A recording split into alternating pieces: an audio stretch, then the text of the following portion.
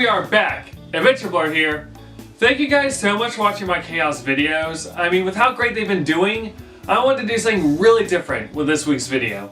So I decided to read your guys' comments. I mean, I'm not kidding, this video has been doing great, and I'd love to hear what you guys think of it, and your guys' theories and thoughts on Chaos. So, without further ado, let's get started. Kenneth Silva, which I'm assuming I'm saying right, said that Chaos is actually my favorite character in the series. He has such an interesting concept, both backstory and design-wise. Plus, I think he's a neutral character that doesn't really have a side. He's not really an anti-hero like Shadow, but isn't exactly hesitant to get down to doing some dirty stuff to protect his race. Even though he's a villain most of the time, he can still be a good guy as well because he's willing to protect the Chow by any means necessary. The whole mutation and shape-shifting idea actually gave me a motivation to make my own character that personas myself. Charizard, a fusion of Chaos and Charizard from the Pokemon series. I have to agree with him. Chaos is a great character. I think that he's underrated. I was, spoiler, really quick, one of you guys now, major spoiler. I'm disappointed with what they did with him in Forces. It was a joke. I mean, like, even if they just gave, you know, the Infinite Chaos a boss fight, I would have been happy. But instead we just got, he's there, that's it. It was a big letdown, not just because, you know, I researched his character for 2 videos, but just because he's such a great character and has so much potential. You know, like, I feel like Chaos is one of the best characters in the Sonic series.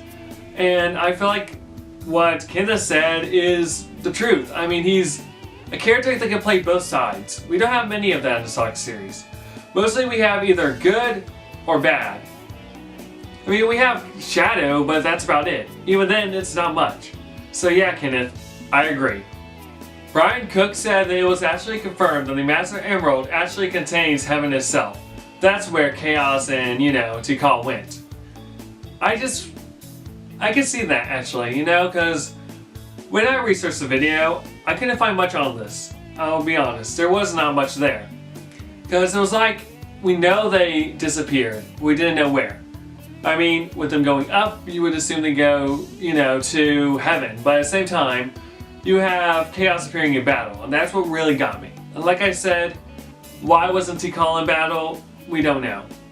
But I can see it containing heaven, but the question is it like how does it work? We don't know much about how the Master Emerald works. It's very confusing, and I feel like I can see it containing heaven. Like, if anything, I would like to see a source for this, you know, because I couldn't find, I couldn't really find a source for this. So if there's like an interview with Takashi Iizuka or any of them, that would be great. I would love to know, love to put this debate about where they went to rest. John Doe says, I don't know if it's just me, but I view Chaos 1,000 times stronger than how it's displayed. I mean, it's a god.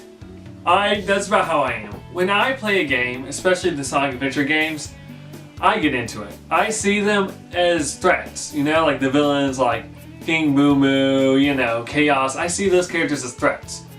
So yeah, I think Chaos had to be played down in the games. I think the idea of him, he's meant to be one of, if not the most powerful Sonic, not anti-hero, but anti-hero. Because Shadow, yeah, he's the ultimate life form, but even then, Shadow's been beaten by Sonic.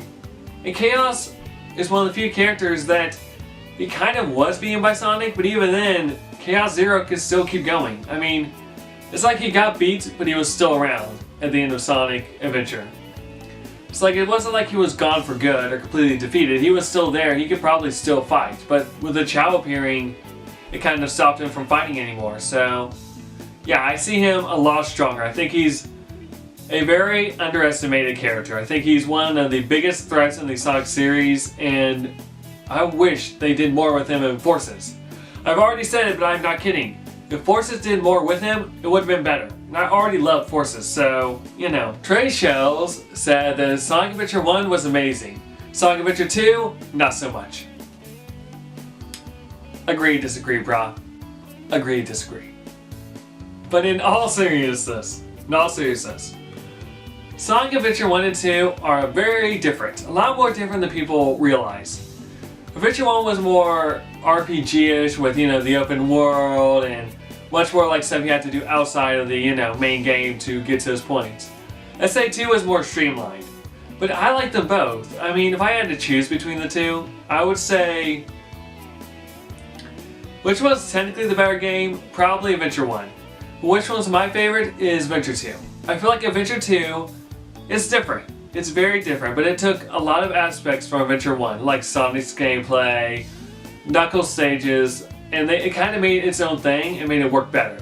Instead of getting the same stages from Adventure 1, rehashed again like how they did it, they gave us new stages. Instead of getting City Escape Mark II for Knuckles, we got Pumpkin Hill. It felt like a much bigger world, because it gave us so many places to explore. Like, each place was different, and I really enjoyed that about the game. Also, I feel like the only character I really wasn't a fan of in Adventure 2 would probably be Tails. I mean, Tails was a good character. Story-wise, he was great. But I feel like Eggman's stages were spot on. They were perfect for Eggman, and they played and were unique. They were just really fun. But Tails' just felt weak, just felt like, again, rehashed of Eggman's first stage. Like, a lot of times just felt like Eggman's stages, but not as good. But overall, yeah, I mean, it's your opinion. Like, I'm not going to hate on anyone for their opinion. But to me, I just prefer SA2 more, but, not everyone's going to like the same thing. Not everyone's going to. Classic Tales said that this content needs more views. Thank you, Classic Tales. Now let's get Modern Tales to like it too. I mean, I'm not kidding, I'm glad you guys enjoyed this. I really put a lot of effort into Chaos. Both videos, they were a lot of work. I mean, there was a lot of retooling the videos as well. I mean, the original video, I talked more about Sonic Chronicles and stuff like that. I had to cut that out just to make the video still be a decent length. And even then, if you combine part 1 and part 2, it's about 35 minutes. So it was a lot of character, a lot about Chaos. And I'm glad you guys enjoy it. And Callum Sparrow, which I just want to say right now, this entire thing is awesome. I actually have a theory as to why the Werehog has stretchy arms. In Adventure 1, Chaos used the negative energy of the emeralds to transform into perfect chaos, reducing them of their color but still maintaining their positive energy. And Unleashed, Eggman used the negative energy of the Chaos Emeralds to fully summon Gaia from the slumber within the Earth, simultaneously infusing Sonic with the energy from Dark. I'm confusing genres now. Thus turning him into the Werehog. Chaos Form 0 and 2 have stretchy arms and could spin around to further reach his target, much like the Werehog can unlock an attack that allows him to spin around and damage enemies far away. Also, Chaos harbored a ton of anger and rage due to the events that transpired 3,000 years ago with the Echidna tribe, becoming power-hungry and attempting to abuse the Emerald's power for their own selfish gains. Reading is hard, guys. Reading is hard. Similar to how the Werehog was a lot more anxious compared to his usual self, among everyone else who infected with Dark Gaia energy. I love this theory. Why is this not canon? Like this, I love stuff like this, guys. This is the type of stuff that I enjoy researching and enjoy making videos about. How like little things like, the Werehog's arm ability and Chaos connect. I mean, you can connect a game from 10 years ago to a game nowadays because of little details, and I love that. And also, I remember, if I remember correctly, I think I wanted to talk about this in the Chaos video, part 2. I kind of wanted to, and I kind of made a little brief mention about the dark energy of the Chaos Emeralds, but I never did. And the reason is probably one of my biggest embarrassments of being a Sonic fan. I've never beaten Unleashed.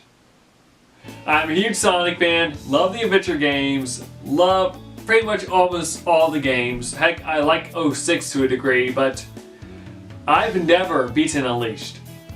I need to, and I've tried. I truly have tried, guys. I mean, I would get about halfway through it. I think last time I played it, I got about halfway, but then just life happens. I mean, I like the game. I don't hate the Werehog. For the most part, I like him. I mean, my only issue with the game is that the Werehog stages are way too long. I mean, it's just wrong when a Sonic stage takes about 40 minutes to get through. I don't like that. But overall, yeah, I love this theory, and okay, I love it. This was the comment that inspired this video. I just love this theory, the concept of it. It works perfectly. It pretty much adds to more of why Chaos is such a great character. And it connects to Unleashed, another underrated Sonic game. Thank you guys so much for watching this video. I had a great time looking at your comments, guys, and yeah, I think I'll do it again. Now, before I do my good old-fashioned and I will see you next time thing, I'd like to tell you guys 1 or 2 updates about the channel. I want to do a much bigger update, video soon, but right now I feel like it's about time I give you guys some updates about what's going on. The big one right now is that the November continuity check, which was meant to be for Zelda month, is going to be pushed back till December. I want it to be very early on in December, but that's just how it's going to be, guys. I did what I could.